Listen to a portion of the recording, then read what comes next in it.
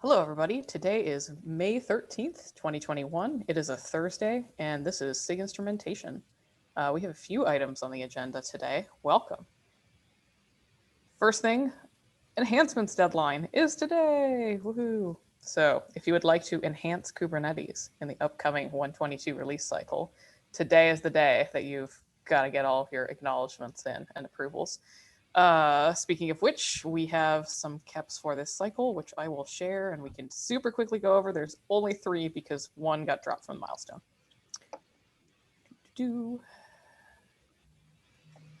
So here are our current KEPs, and I think super quickly, maybe I'll start from the bottom and go up. Dashfold, this is good, right? This is tracked. It's happening. Okay, great. Tracked, happening, good. API server tracing happening, good. Structured logging, I gave an ACK for the KEP to go ahead because it's being taken over by the working group. So I approved and LGTM'd it, and it would be good to merge if not for the fact that like they did PRR last cycle, so I think it's fine. They don't have to do that again. But I was not sure if we need to like move that into a separate directory or something now that it's owned by the working group. So worst case scenario, if Merrick doesn't get back to me by the end of the day, I'll just cancel the hold so it doesn't get kicked by the release team. And then this one, I think this one's probably going to miss the milestone from my reading of it. Check the last comment. Oh, like I think they asked for it to be. Yep. Cool. Okay. Well, there we go. I will do a milestone clear. Or actually, let me just set it to 123.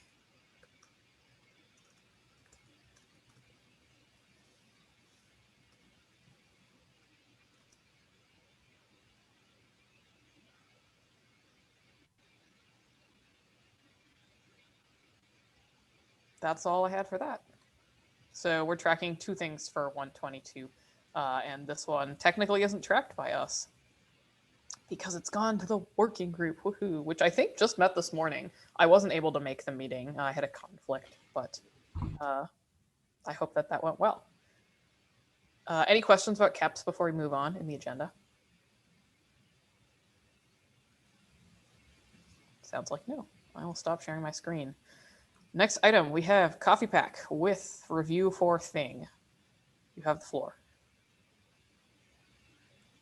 Hello. The thing is I'm in the process of migrating the cluster add-ons that we own into the SIG Instrumentation add-on org in Kubernetes SIGs. And I don't actually know who to get reviewed for it. I was hoping that in the process of doing it, Andre and I, who's the other owner of the add-ons, would have the ability to do it, but we're still getting flagged for not being members of the org.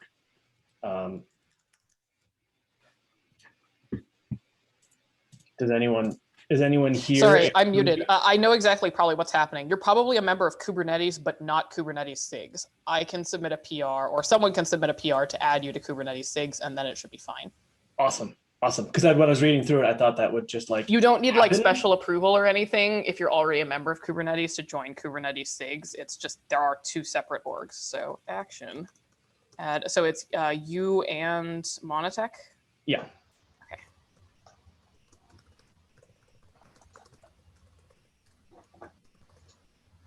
And I'll do that. Thank you. I just LGTM'd it too. Sweet. Thank you. Yeah, I think at least that one says it's got an invalid owners file, so I don't think it'll merge without fixing that. So yeah, don't worry. I know. Yeah, it's for yeah. Once the membership goes through, it should work. Yeah. So I'll submit a PR. It hopefully should get approved, and then you will get an invite. And then once you've been joined, then it's all good. Cool. Thank you very much. That was all I had. Great. Next on the agenda, we have Solly with a quick overview of the Kube Builder docs tooling. Hey, yeah. So I heard y'all were interested in like learning how we build and host our Kube Builder site. So figured I'd pop in and give a quick overview. Let me share my screen.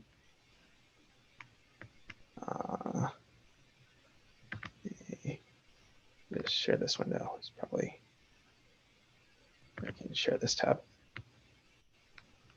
Which Chrome tab? Okay. Out of curiosity, where do you host the Cube Builder stuff? You're about to find out. Okay, so the Cube Builder book is hosted on Netlify under the same kind of mega account that hosts Kubernetes. So we're part of that umbrella. So I believe there are at least one other project that kind of has a similar setup that's under the Kubernetes umbrella. So you could probably talk to SIG docs to get that set up. Actually using Netlify is pretty straightforward. You can point it at a repo, and then you get this nice configuration. We actually have multiple subdomains pointed at each of our branches so that we can manage multiple versions through a subdomain, which is something that Netlify supports pretty straightforwardly. So you can see this is just the top of our Netlify config. We point it at a subdirectory in a repo and tell it how to build, like what the input directory is, just up here, and then where it should take the final built files from, which is out here. Netlify has some like default configurations for various tooling, but we kind of use our own. So the actual book itself is built using a tool called MDBook. If anyone here is familiar with Gitbook, MDBook is vaguely similar to Gitbook. It was written originally for the Rust language project. So all of their basically their equivalent of GoDoc is in their own tool, but all of their kind of more prosy doc is all written in this tool. It's a really nice little tool. It's very similar in structure to MDBook. So basically, you just have a bunch of folders and markdown files in those folders that you can use to define the structure, and then you write this basically table of contents that links to all the structure you want, and together those two are used to generate your book. One of the nice things about MDBook is that it kind of supports executable plugins, which we make heavy use of. So I can take a look at our configuration. So we, for instance, use them for kind of doing like the literate programming parts of our book. So when we slurp in files from our example projects and turn the comments into Markdown, and for our auto-generated CLI docs. But you could also use this for doing stuff like auto-linking caps or something like that. Basically, it just calls out to an executable that gets a blob of JSON with the structure of the book, and then gets to do transformations on it and spits back out whatever it wanted. The configuration is also pretty straightforward. It supports, technically supports different languages. We're not using that right now. And Google Analytics and stuff if you need to track that kind of stuff. As well as kind of custom themes. It comes with a default theme, and then you can just override individual files in here. The structure is a lot simpler than the tooling that the main Kubernetes website uses to generate, which I think is a lot nicer for managing and editing. Makes it just like simpler to jump right in and figure out what's going on. Is there a generator for the boilerplate? What do you mean? Like, the TOML file summary, the summary thing that you have on the first time you run, I believe it spits out like a bare bones TOML file. If you need to change the theme parts, there's a flag you can pass to MDBook that will kind of like scaffold out the entire default theme, and then you can just choose to edit what you want, or delete the files that you don't need to be anything different than the default. Basically, the default theme is like built in, and so if it doesn't see an overridden file, and then for the summary, that like you get like a kind of default one when you scaffold things out, I believe. But like this is a part you write by hand because it defines how it shows up in the sidebar, basically. So technically, like the folder structure is not necessarily does not need to be identical to the bullet point structure. So you can see like you can see this is exactly what shows up over here was that summary file, except it has numbers in the output version. Yeah, so that is a thing you write by hand, but that's kind of intentional because that defines like the structure of your table of contents.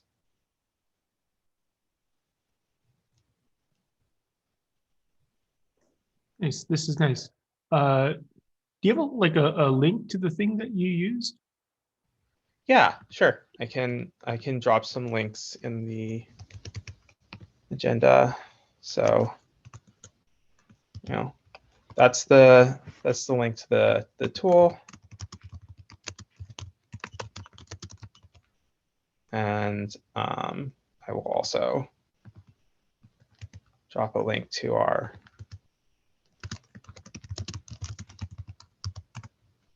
and then I'll just drop a link to our Netlify configuration if anyone wants to look at it. We have a lot of other stuff, so we use Netlify for making short links too. So ours is maybe a bit more complicated, but if you want to see some of the neat stuff you can do with like Netlify redirects to make short links and stuff like that, you can also take a look there. Yeah, this sounds promising for us. We should generate some scaffolding for the instrumentation repo that we have. Yeah, and if you need, like, if you get, or probably talk to SIG docs about like getting Netlify set up, but I'm happy to answer questions or help like figure out the details for like configuring your particular instance as well if you want. Because I've had to do a decent amount of poking around in the Netlify UI to get some of our more complicated stuff set up.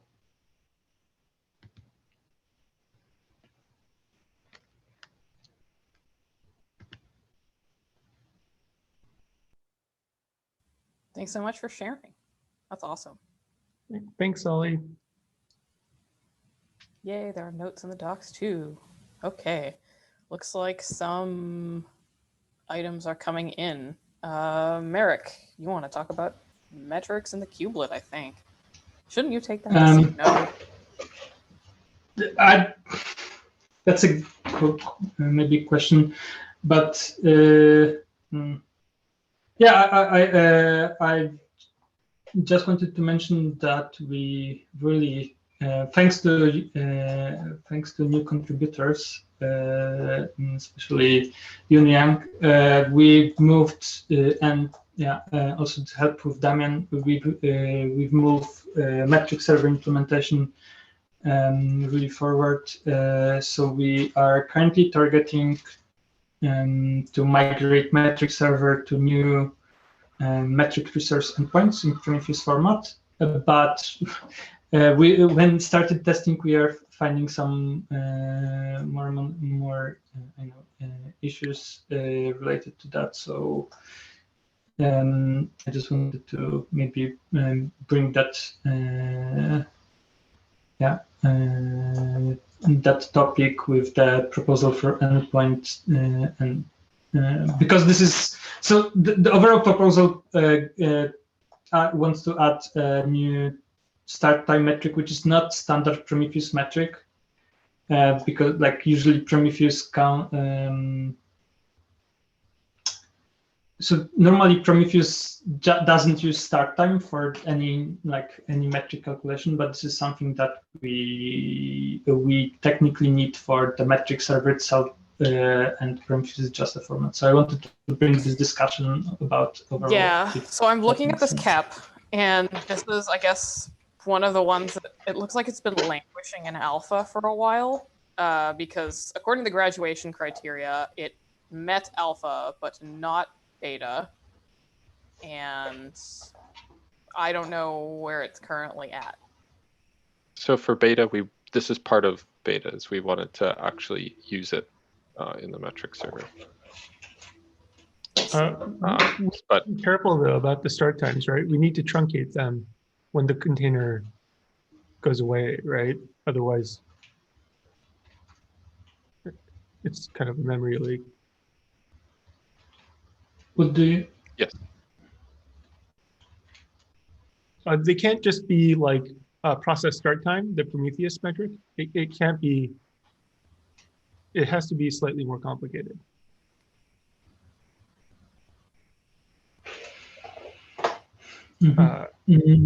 Yeah, because you have like theoretically an infinite number, unbounded number of containers. So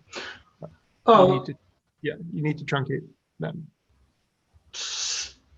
I think those metrics like on this endpoint are calculated, not collected, like not generated by Prometheus client itself. They're inferred from summary or the internals of the Docker. Yeah, but this presumably wouldn't be a gauge func, right? I mean, it's kind of weird for it to be a gauge func. Well, this doesn't look, at least I'm looking at the issue, this doesn't look like a Prometheus metric. This looks like whatever JSON is coming off of the metrics resource endpoint. That's Prometheus endpoint. Is it? Yes. So sorry, I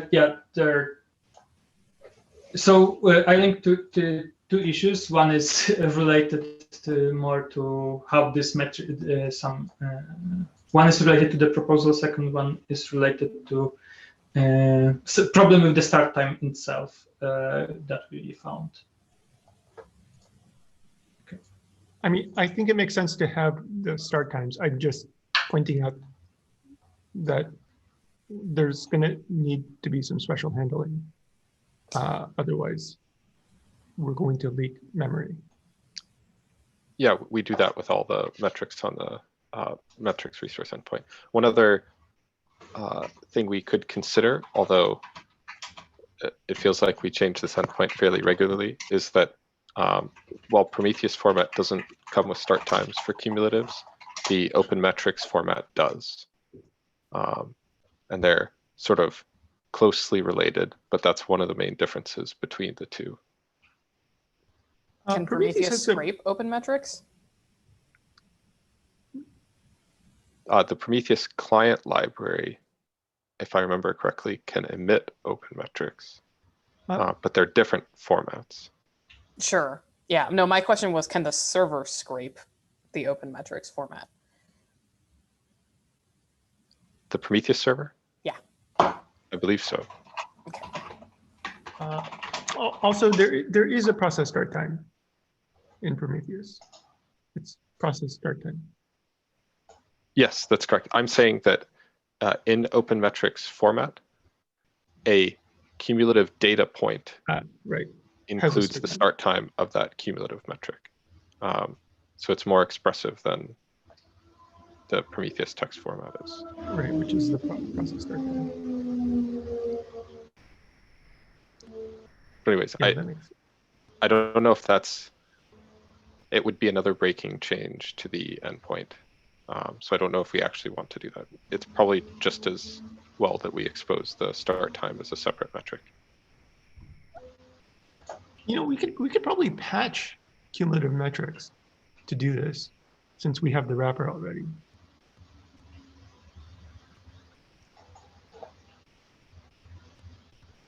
I think we want to keep the resource metrics endpoint in Prometheus format, though, right? No, in Prometheus format. We have a component-based wrapper, so we can actually just, I mean, like the thing that you were describing is additive. Right. I mean, we can also just change the actual resource metrics endpoint to emit these new metrics. I don't think it's very difficult. And I don't think we would want to do. No, I mean, open metrics has a point, right? for It's all more cumulative expressive. metrics. This is sort of a special case where these particular. Oh, Yeah. sorry. And I just realized I was confused. I mixed up metrics resource and metrics summary. So that's why I was like, isn't that a JSON endpoint? No, different thing. So there's actually been, just to maybe like look at this from a slightly higher level, there have been a bunch of like requests / PRs and other stuff coming in to try to improve like metrics coming out of the kubelet. I really think that it's problematic that we're trying to do it piecemeal and not looking at the kubelet as a whole and everything that we want. And there's also a big change coming in for the container stat side to stop using CAdvisor for a lot of stuff and to use CRI stats instead. So I'm wondering if maybe a thing that we can do for this release is like assign someone to look at that and come up with a more holistic plan than just trying to like deal with each one of these things as things come up.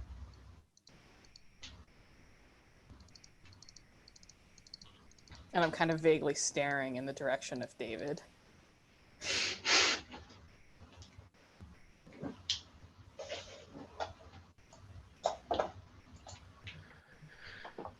So there's the KEP that SIG has out, right? That, if I remember correctly, is proposing to. Actually, I haven't been keeping up with the current state. Has anyone on the call kept up with it? Yes, I was a PRR reviewer, and I put the final LGTM on it. So for this release, at least, it's just going into alpha.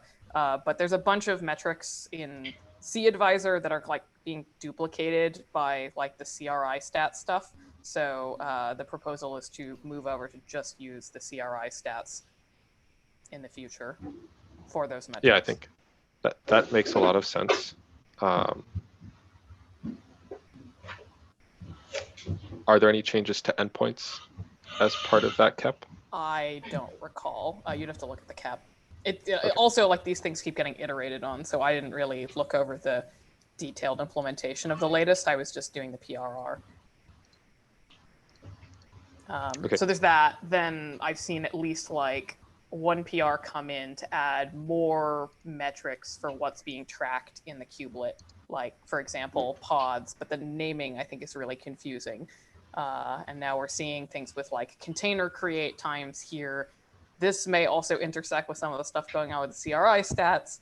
So I think we should try to coordinate the effort as best we can.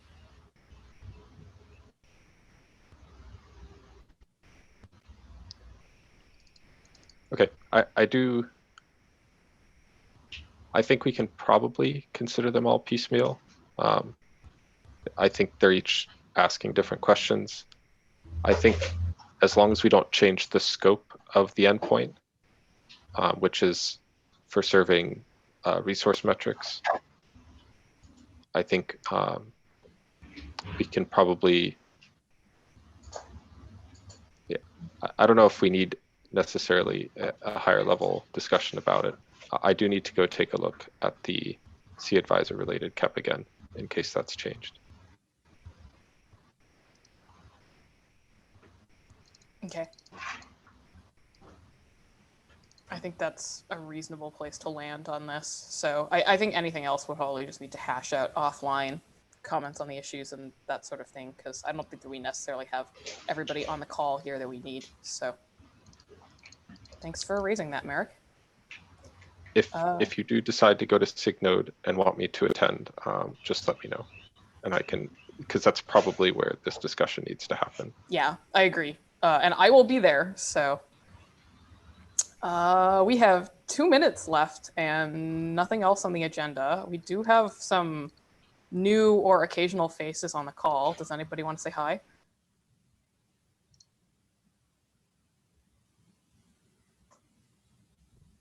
Hello. You don't see me. Let me turn on the video for a bit. Hello. My name is Nikos. I'm from Greece. It's my first time here.